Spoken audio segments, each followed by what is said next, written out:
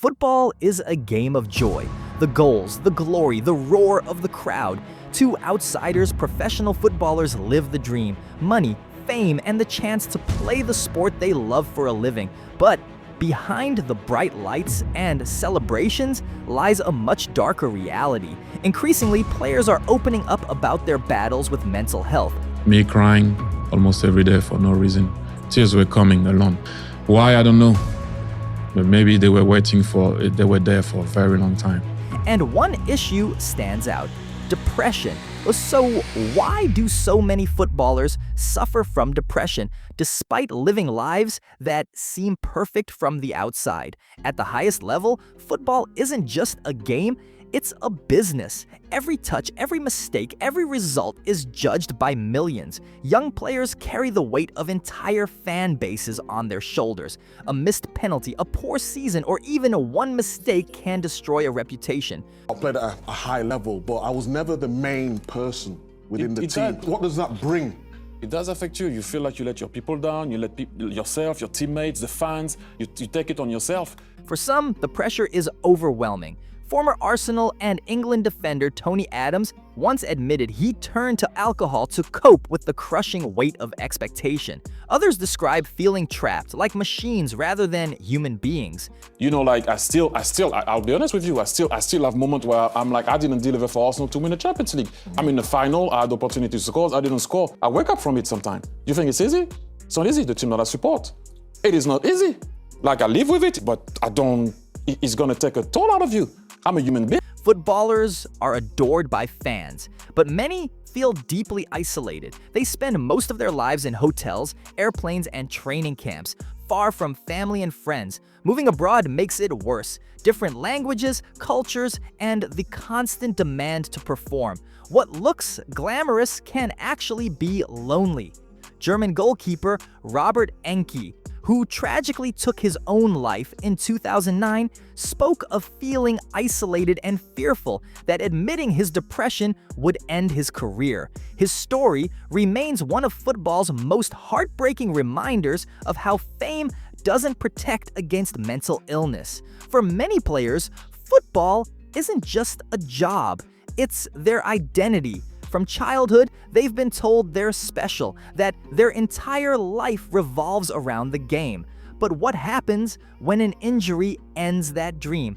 Countless players fall into depression after long layoffs or forced retirements. They lose not just their income, but their sense of self. Former England striker Dean Ashton retired at just 26 due to injury and admitted he spiraled into depression, struggling to find purpose outside the sport. When your whole identity is the footballer, losing that role can feel like losing your entire life. A sort of team game where you get it to the end and that's you scoring as such. All I remember is just the ball being there. I tried to tow it away, the tackle, the noise of my ankle breaking, and then that obviously feeling of falling down. It wasn't necessarily the pain as such, it more kind of spasms into position, if that makes sense. I just remember I think I was on my sort of hands and knees as I sort of rolled over, and I must have let out some sort of, not a scream, more like a shout of anger almost. Even for those who stay healthy, retirement comes early. Most footballers stop playing professionally in their 30s, an age when most people are only hitting their career stride. Overnight, the applause stops, the stadium lights go dark, and the phone stops ringing. Many ex-players describe retirement as the hardest part of their lives. Without proper support, depression can hit hard. Former Manchester United and England winger Lee Sharp once said that retiring felt like falling off a cliff. Today's footballers face a challenge no other generation has dealt with: social media. Every missed chance, every bad game, every mistake is instantly broadcast and dissected by millions of strangers. Abuse floods players' inboxes, often targeting their families too. While some ignore it, others absorb the hate, and it eats away at their confidence and mental health.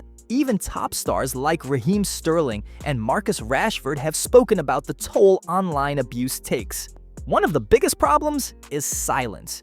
Football has long been seen as a world of toughness and masculinity. Players are expected to be warriors, not vulnerable human beings. For years, admitting to depression was seen as weakness. That stigma kept countless players suffering in silence. Slowly, the culture is changing. Players like Andres Iniesta, Michael Carrick, and Jesse Lingard have spoken openly about depression. Just staring to thin air. I don't know what I was thinking, don't know what was going through my head at the time. But like I say, like I was drinking, stuff like that, like before bed, like having nightcap. I'm like, look back now, I think like, what am I doing that for? Like, what I needed something to try and take the pain away.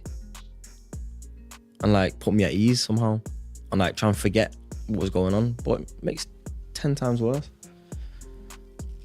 Do you feel the online criticism? Are you exposed to it? No, don't read it. You don't read it? No. Have you ever gone on Twitter and looked at what people are saying? No. I think that's the worst thing anyone can do. Their honesty is helping to break the stigma, but there's still a long way to go. Another reason depression is so common in football is the lack of long-term support. Clubs invest millions in players when they're performing, but what happens when they're injured, out of form, or retired? Too often, players feel discarded. Youth academies release thousands of kids every year who don't make the cut. For many, football was their entire dream, and rejection leaves them with nothing. Studies show that young players who are released are at high risk of depression and even suicidal thoughts. The good news is that awareness is growing. Organizations like FIFPro and the Professional Footballers Association are pushing for better mental health support. More players are using their platforms to speak about their struggles, showing that depression doesn't discriminate, not even against millionaires. Initiatives to provide counseling, financial planning, and career training for retiring players are slowly improving the landscape. And fans, too, are learning to see footballers not just as idols, but as people. Are clubs doing enough to protect their players' mental health, or is football still failing those who give everything for the game? Let us know. Ended up staying with my uncle from my dad's side of the family. And when I was just sat in, he lived in a flat at the time. I was sat with my hood up like this, in the dark, just not even TV on, just sat there all day, every day, drinking. Like, yeah. like, drowning your sorrows, innit? Yeah, that's it. That's it, yeah. I didn't know what else to do. I just wanted to numb the pain. There's a lot of stuff that are great and everything, but I'm a human being. It does affect me. It does affect people. You lose the final of the World Cup. Hello, you think, if you're David Trezeguet, you miss the penalty in the final, you think he doesn't wake up from that? Of course he does. You think he's happy about it? That, people sometimes associate you to one thing that you did in your career or not. Don't get me wrong, there is a lot of, good moments in a career. But does that affect you, especially when you are the guy of the team?